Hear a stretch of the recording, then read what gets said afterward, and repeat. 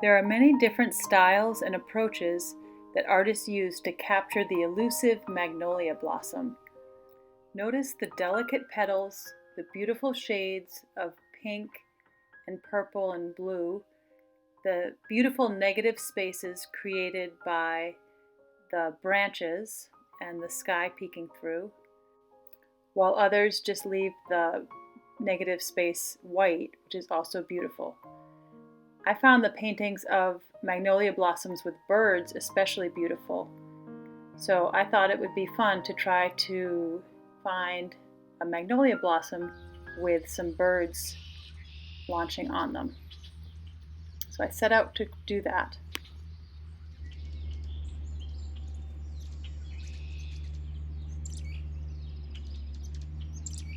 Notice that the birds don't stay on the branches for very long. So when it comes time to start drawing, we can look at magnolia branches and then we can imagine different types of birds possibly sitting on one of the branches that we create, or we might just want to draw a simple magnolia blossom or branch.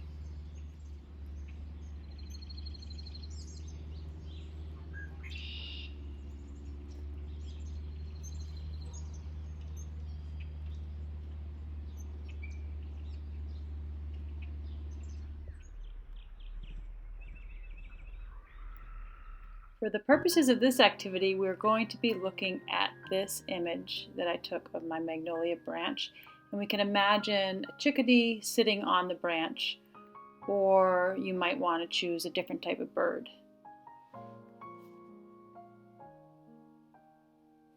Before we start, we're going to do some warm-up activities. The first one will be to try to draw what you see with your non-dominant hand. So you're going to look at the image of the magnolia branch that I have, or maybe you have your own image, and you're going to try to do a contour study, really looking at the image, and you can also look at your drawing, but you're going to imagine trying to do it with your non-dominant hand, which might be frustrating, but you're going to just give it your best shot. We'll probably just spend about 2 minutes on this one, and you're going to try to look at every negative space, every turn of each petal, trying to imagine how you'll set up your composition on the page. It's going to feel funny, you're not going to feel as confident, but remember you're focusing on seeing and thinking about how your brain works, and you're thinking about making that connection between your non-dominant hand and your eye. So it might look a little bit childlike. You don't have to worry about erasing. You don't have to worry about it being perfect. You're just going to try to draw the best you can with the hand which you probably don't have as much control over. For our next activity, you're going to crop in the view and look at it so that you can see enclosed negative spaces. And for this activity, you're going to just draw the negative shapes that you see. You're not going to think about anything on the interior of the petals or the branches. You're just drawing the negative shapes. You can watch what I'm doing as long as you need until it makes sense to you, and then you could start drawing. Remember, you're really just drawing the negative spaces as though you're not even seeing any detail on the flowers.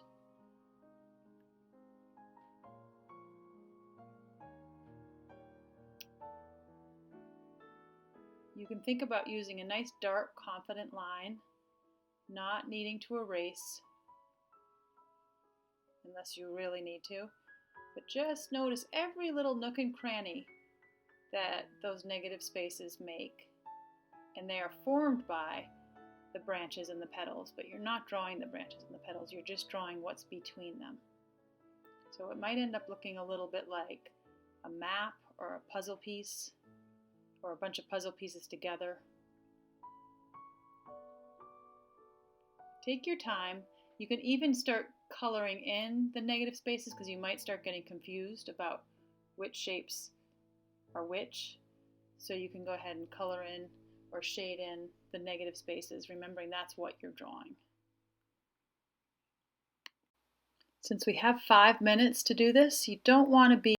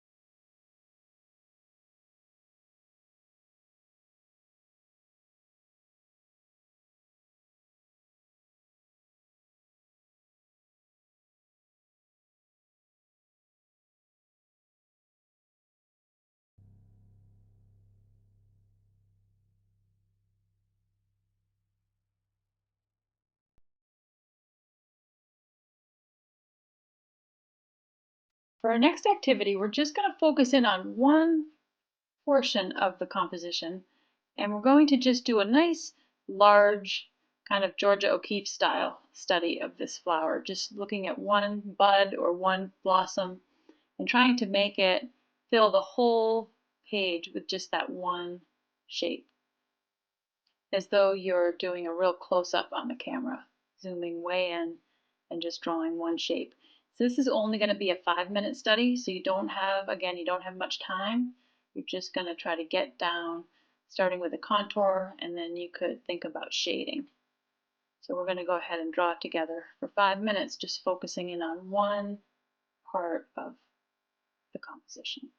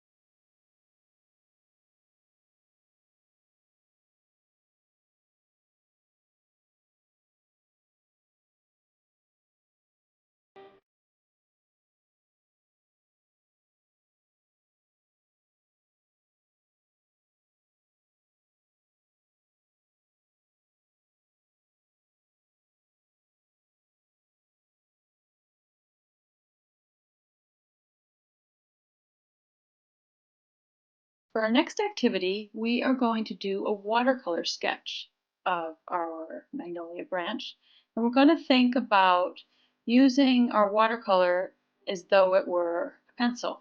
So we're just going to use a nice small round brush and use the tip of the brush and holding it kind of perpendicular to your page so you can get a nice fine point. And think about those beautiful Japanese and Chinese ink brush studies that we looked at earlier in class. And try to keep a nice loose hand. Remember, you're using paint so you can't erase. You're going to have about 15 to 20 minutes to work on this one. And you're just going to start sketching out your shapes with your watercolor. I'm using a nice deep pink. If you're using tube watercolor, you could think of a rose madder or maybe even a alizarin crimson. And you're going to just start doing a contour study. You should be getting pretty familiar with the shapes from doing the drawing exercises. You're going to just paint along with me, doing a nice loose sketch of what we're looking at. You can focus in on one part of the composition, doing a nice zoom study of one flower if you'd like, or you could pull back and do a larger composition. It's up to you. But you want to take your time because you have a little bit longer for this activity. And you want to just kind of take it slow, paint what you see, remembering it doesn't have to be perfect. No one's going to tell you that that magnolia petal didn't bend like that. They're very unusual shapes, and I found them to be quite challenging. So that's why we're doing so many warm-ups. But as soon as you're ready to start, you can just jump in and we can paint together. And we're really kind of just drawing with our paint this time. As you're drawing with your paint or painting, you are still thinking about all the same concepts you've been thinking about all class. You're thinking about contour, you're thinking about negative shapes, you're thinking about composition, you're thinking about how the shapes are in relation to each other. And you're just trying to have a child's eye as though you've never really seen these beautiful shapes before. And you're just going to make that path between your paintbrush this time and your eye. Wherever your eye goes, that's where your paintbrush will go.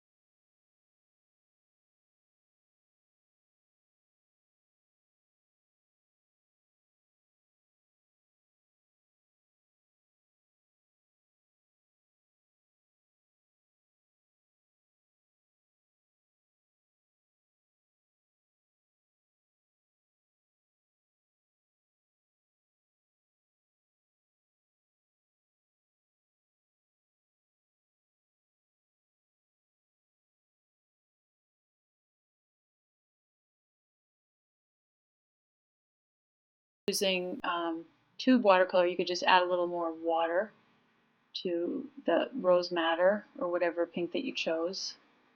And you are going to lay that in.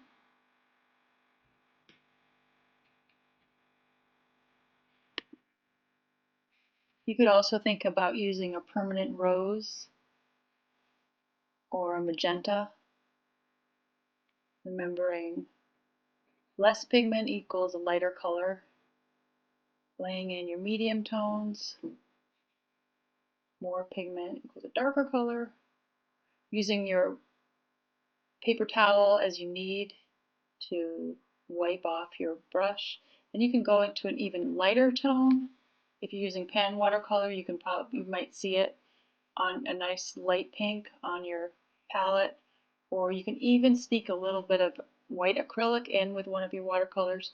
Then you can also use your white acrylic to push those bright white spots or the lightest pinks.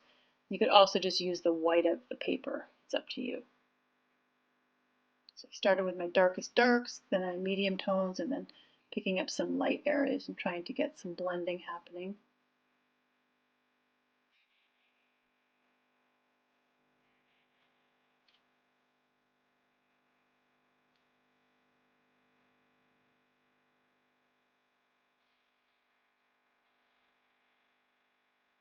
Remember not to go for perfection. Keep it nice and loose. It's only a 20-minute study.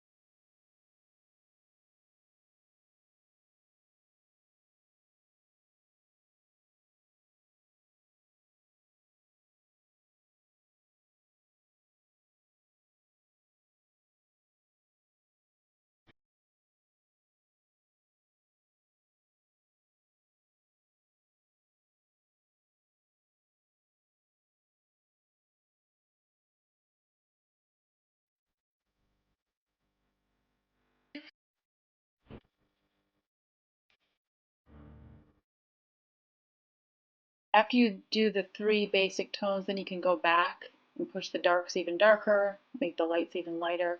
So it's a push and pull. It's not really a linear process.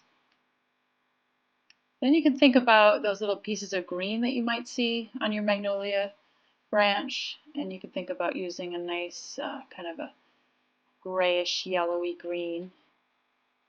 And you could just kind of lay those in nice and bold. Don't worry about making them perfect. Just kind of splash them right in there.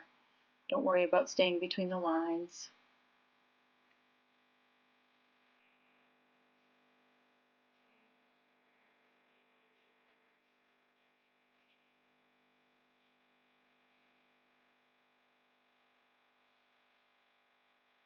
At this point, you probably want to also start thinking about the branch itself. And then you could use a nice burnt umber or burnt sienna or even a raw umber. Just lay it in there. Don't worry again about making it perfect. Just kind of push your paint around. Think of it as nice fluid marks because the branch has a very fluid feel. Remembering those Sumi paintings that we looked at earlier.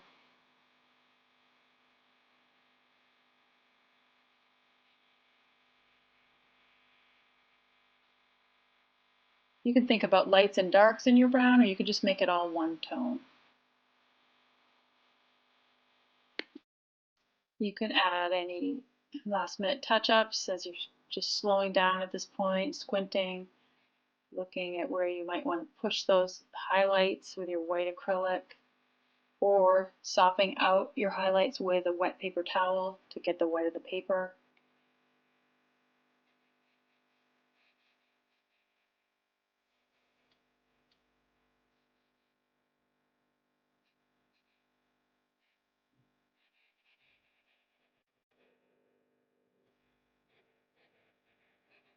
You might want to add a little bit of bluish or grayish in some of the shadow areas.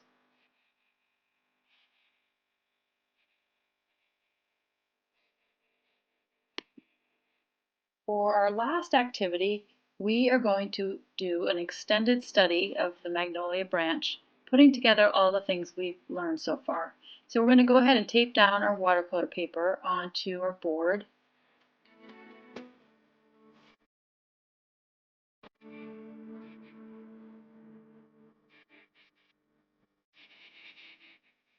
And then you're going to start thinking about how you want to break up your space, how you want your composition. Do you want to do a close-up of one magnolia flower, or do you want to pull back and do a wider composition? You're going to lightly sketch in your shapes, the basic shapes that you see. And even though you have a longer time, you want to keep it nice and fresh and not get too bogged down in making it look perfect. Keep your lines nice and fluid.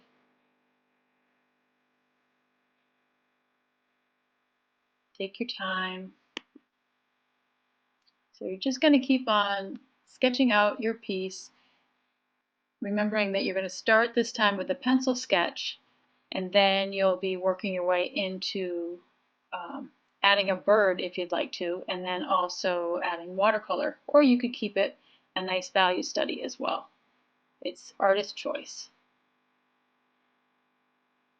If you're using watercolor, you can decide if you want to paint in the negative space as sky, or if you'd like to leave it white in the background. I kind of feel like I almost wished I had done that. I felt like my sky looked a little heavy, but it's, again, artist choice.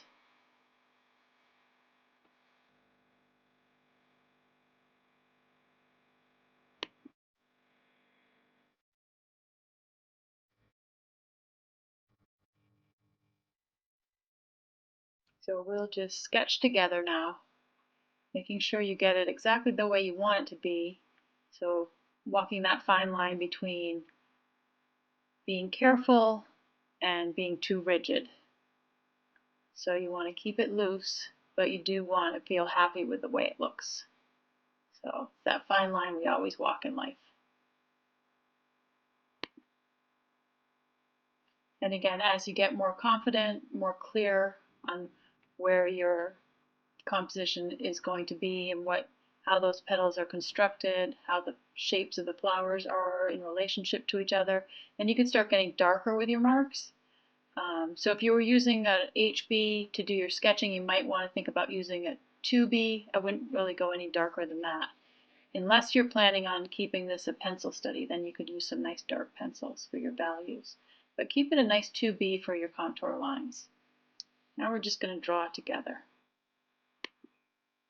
If you're planning on having a bird in your composition, you want to make sure you leave space for that. You might have to do some inventing and changing from what you're actually seeing so you can leave space for where your bird's going to be, or maybe more than one bird.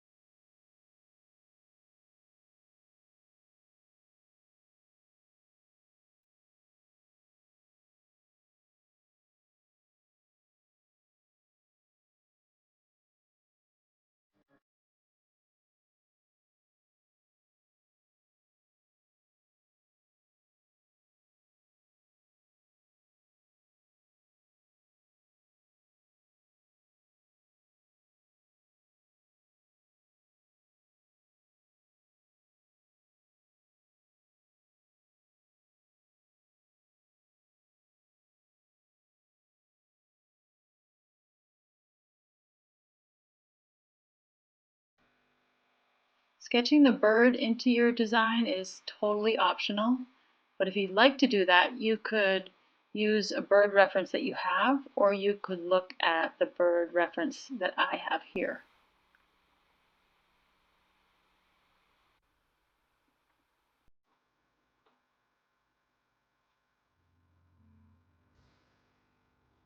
You want to remember the size of the bird in comparison to the petals. If you're doing a chickadee, it's going to be pretty small. Sketch in your basic shape. Again, try not to think about drawing a bird, just try to draw the shapes that you see, starting with a simple shape and then getting more detailed.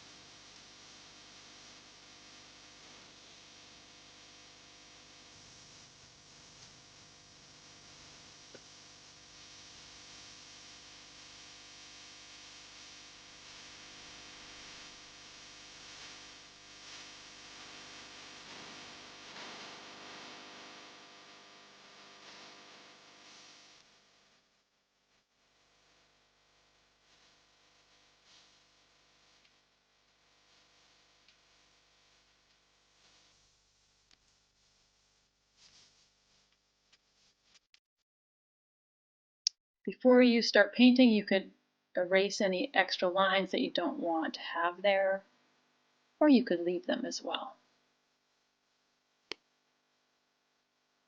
So at this point, you can start making decisions about how much you'd like to paint. Do you want to just paint the flowers and the bird? Do you want to just paint the negative space? Do you want to do both? And you also want to think about your palette. Taking a scrap piece of paper, you could think about experimenting with colors if you are doing a background. You could think about blues or purples, or maybe it's sunrise, you want to do a nice bright yellow in the background. Think about a variety of blues that you have. And then you could start painting in your negative shapes if you choose to do that.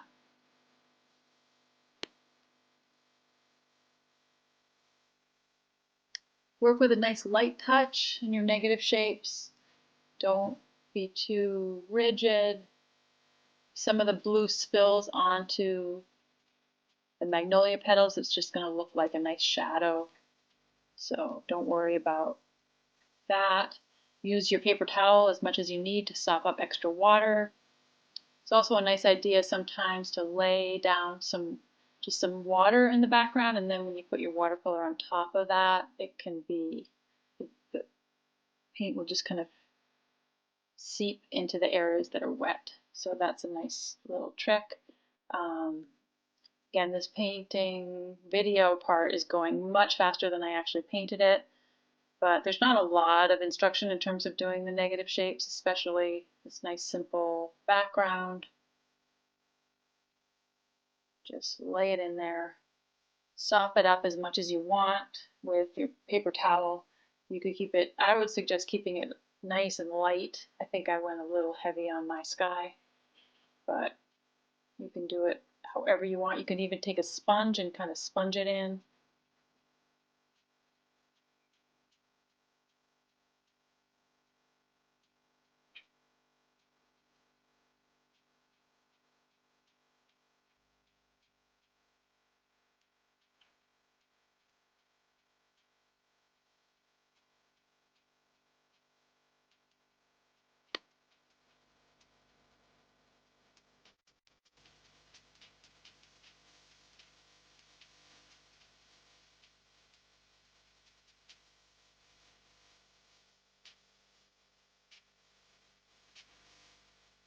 Feel good about the negative space for the time being. You could start thinking about painting in your magnolia petals. So you could think about a range of values that you like, remembering probably similar tones that you used when you did your watercolor sketch. You could think about your darkest darks and your medium tones and your lightest light. You can lay them out on a scrap piece of paper, use it for reference. Think about how you're going to get the deep, deep tones. You could add a little purple or a little bit of blue. Experiment with different ideas, using your white acrylic as an option to mix in to make things lighter, or using the white of the paper as well.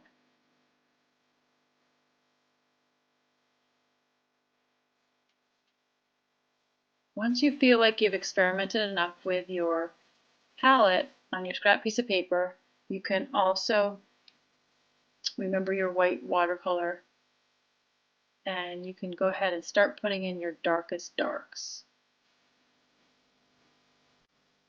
Keeping in mind the nice light touch that you used with your watercolor sketch, and try not to be too literal in your interpretation of these flowers. Just try to lay in the lights and darks as you respond to them, remembering to use your paper towel to wipe off extra pigment, to change color. You can play around with smudging the paint to create that that variety of hues that you go from the deep dark to the lighter shades. Just think about hard edges versus crispy edges, abrupt changes in value versus gradual changes in value. This video is going a little faster than I actually painted it, so just keep that in mind. Don't be in a rush. Try to work the whole piece. There's a lot to see. Even if you're just focusing on one flower, there's a lot to look at in that one, whatever it is that you're looking at.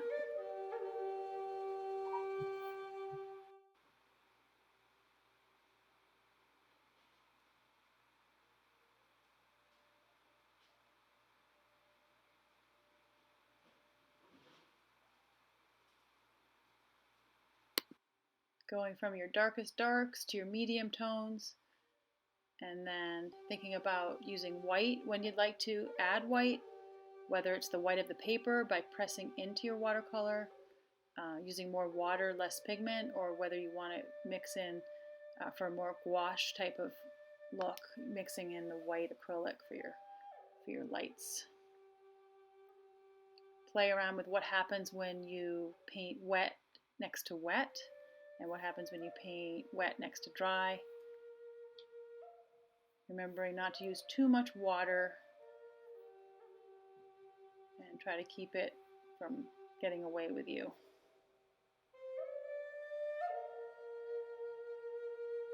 Sometimes as you're looking at the magnolia petals, it's hard to tell what shade they really are, especially the lightest ones. It's hard to tell, are they light blue or are they light pink? Just try to respond to what you're seeing, and the best way you know how in that one moment. And that's what makes painting feel so much like a meditation, because it's really just responding to what you're doing in this life for that one moment while you're having the paintbrush in your hand. There's no right or wrong way to respond.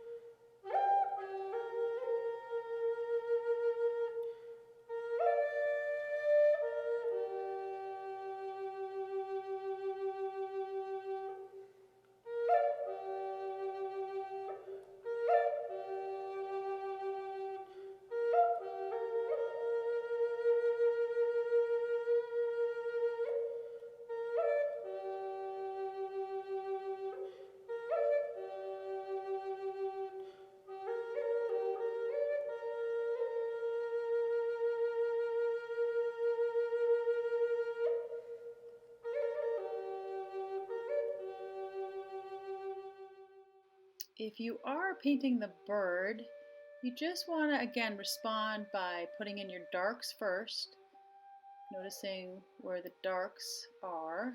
It's pretty obvious when you look at a chickadee, but you might be looking at a different type of bird. Put in your darks first, and then you could think about putting in your medium tones.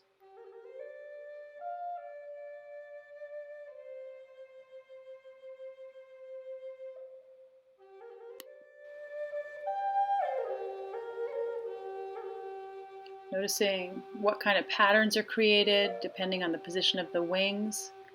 Do you see the legs in the way it's standing?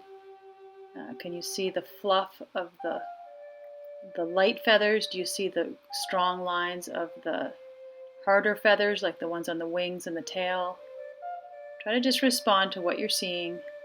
If you're doing a chickadee, it's really just a combination of blacks and whites and grays.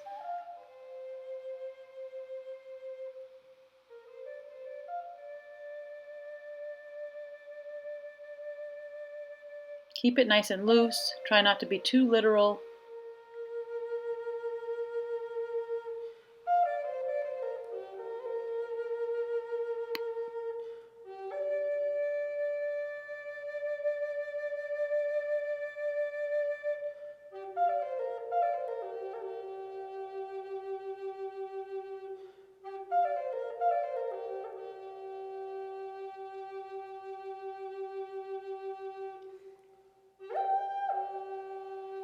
Now I'm going to go in with my greens, just laying them on there, not being too picky or careful, just kind of laying down those nice little splotches of bright green, springy greenish gray.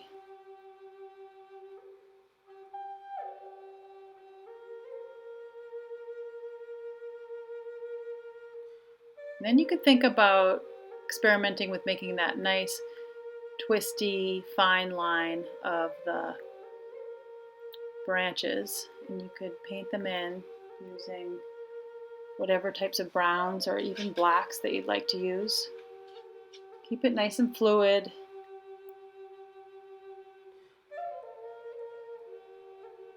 And then really, once you get the basics down, you're just going to be fussing around with pushing your pinks, pushing your whites, more detail on the bird, changing your background, really just trying to push it, squinting, responding, and deciding when to stop, because there is that fine line between doing too much and not doing enough on a painting. So we'll just paint together. Just have fun with it, respond to what you're seeing. Just keep playing with it until you feel like it's done.